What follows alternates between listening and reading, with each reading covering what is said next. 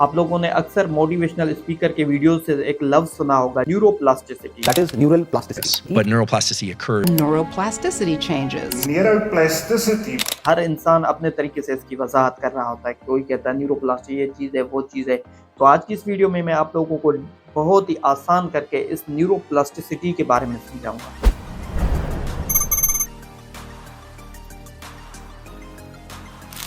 एक जवान इंसान के जो दिमाग का वजन है वो 1.5 किलो तक होता है। मैं आप लोगों को यहाँ पे दिमाग दिखा भी देता हूँ। ये है ह्यूमन ब्रेन। तो एक जो नॉर्मल सेहतमंद इंसान होता है उसके दिमाग का वज़न 1.5 किलो तक होता है। पर क्या आप लोगों को पता है कि एक बच्चे के दिमाग का वज़न कितना होता है? एक बच्चे का दिमाग का वज़न आधे किलो से भी कम होता है। यहाँ पे मैं 3 साल की उम्र के बच्चे की बात कर रहा हूँ।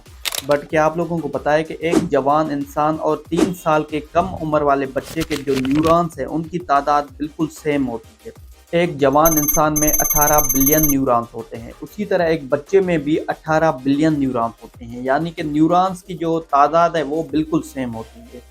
अब ये न्यूरॉन्स क्या है? इन न्यूरॉन्स के बारे में इसी वीडियो में मैं आप लोगों को आगे जाके डिटेल में बताता हूँ। अब मैं यहाँ आप लोगों से एक सवाल पूछता हूँ कि एक बच्चे में सीखने की सलाहियत ज़्यादा होती है या एक जवान इंसान में सीखने की सलाहियत ज़्यादा होती है? तो ज़्यादातर लोग इसका जवाब देंगे कि एक बच्चे की सीखने की सलाहियत ज़्यादा होती है, लेकिन आप गलत हैं। आज के दौर में साइंस ने यह साबित कर दिया है कि एक जवान इंसान की सीखने की सलाहियत उतनी होती है जितनी कि 3 साल की उम्र के बच्चे की होती है।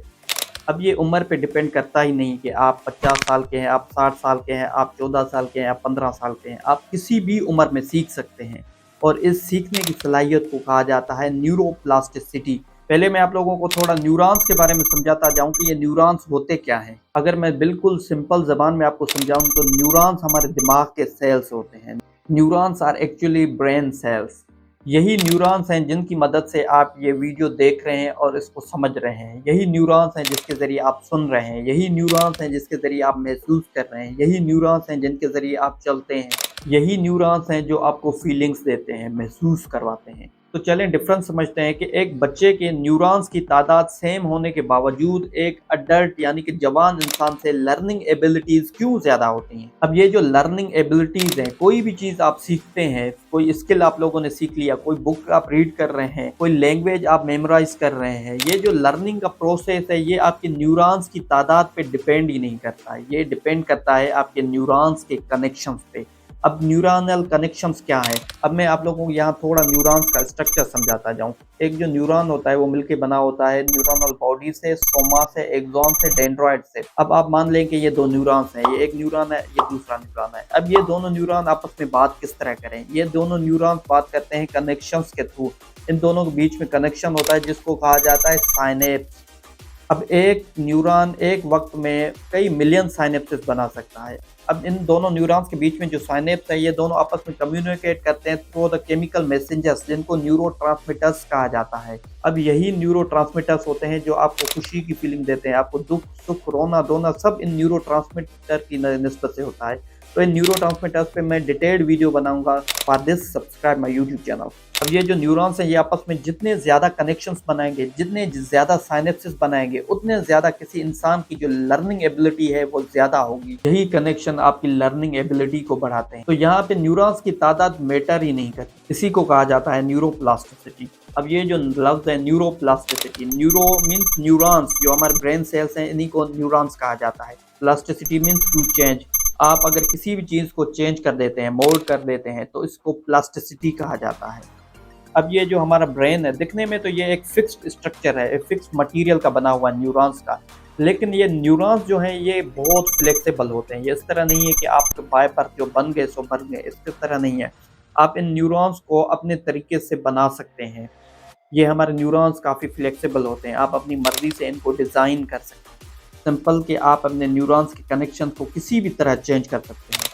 पहले ये समझा जाता था कि एक बच्चे की जो सीखने की सलाहियतें हैं वो ज़्यादा होती हैं एज़ कम्पेरेटिव टू अडल्ट इंसान। जवान इंसान इतना ज़्यादा नहीं सीख सकता जितना कि एक बच्चा सीख सकता है।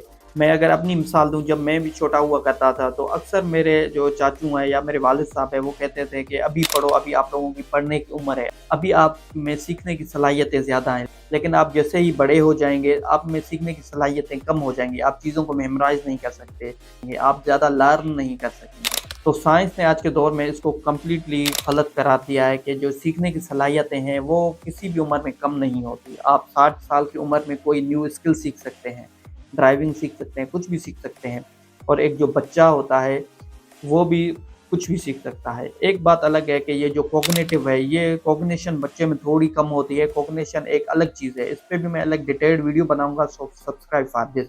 ایسا نہیں کہ آپ کی جو لرننگ ایبلٹیز ہیں صرف وہ بچپن میں ہی زیادہ ہوں گی، آپ کی لرننگ ایبلٹیز کسی عمر میں بھی کم نہیں ہوتی، آپ کسی بھی عمر میں سیکھ سکتے ہیں۔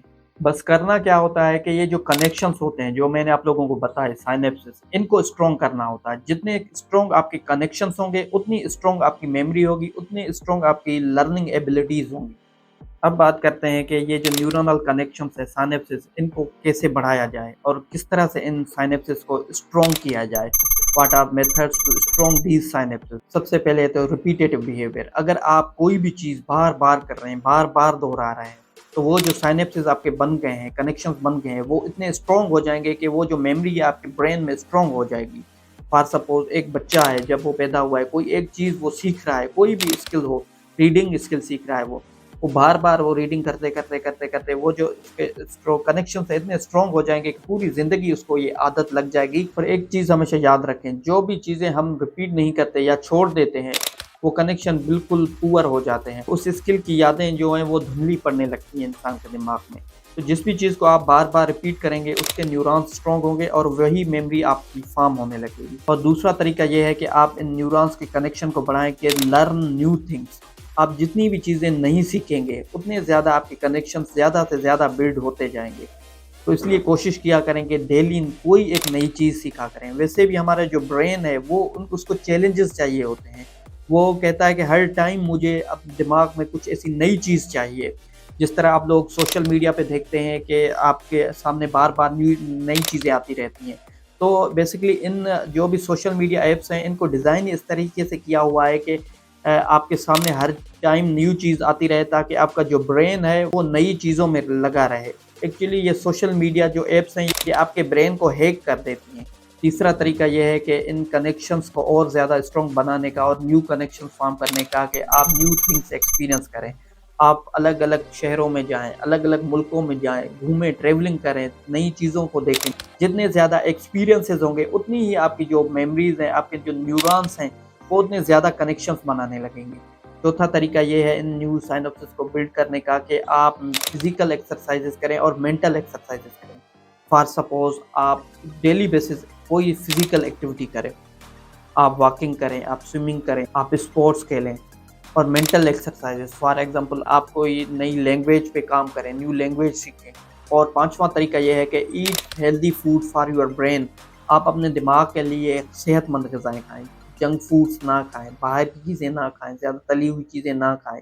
جتنا ہو سکے آپ ہائیجینک فوڈس کھائیں، جتنا ہو سکے آپ ہیلدی فوڈس کھائیں، ایسے فوڈس کھائیں جن میں ہیلدی پروٹینس ہوں، ہیلدی کاربوہائیڈریٹس ہوں، ہیلدی فیٹس ہوں۔ تو اب اگر میں ان ہیلدی فوڈس پہ بات کرنے لگوں گا تو یہ ویڈیو کافی لمبی ہو جائے گی، تو اس پہ بھی میں الگ ڈیٹیلڈ ویڈیو بناؤں گا کہ وہ کون سے ایسے کھانے ہیں، فوڈس ہیں جو ہمارے برین کو ہیلدی بناتے ہیں۔ تو یہ 5 طریقے تھے جن پہ عمل کر کے آپ اپنے برین کی جو لرننگ کیپیسٹی ہے اس کو بڑھا سکیں۔ تو اگر آپ اپنی مرضی سے اپنے برین میں وہ چیزیں فیڈ کریں گے جو آپ کے آگے بڑھنے میں، جو آپ کی پرسنل ڈیولپمنٹ میں مدد کریں گی، تو یہ آپ کے لیے ہی بہتر ہوگا، بجائے اس کے کہ آپ کا برین خود سے ہی چیزیں سیکھنے لگے۔ تو اس میں برین بہت ساری غلط چیزیں سیکھ لیتا ہے۔ اگر آپ لوگوں کو میری ویڈیو سے کچھ ویلیو مل رہی ہے تو kindly do share, subscribe and click on the bell icon.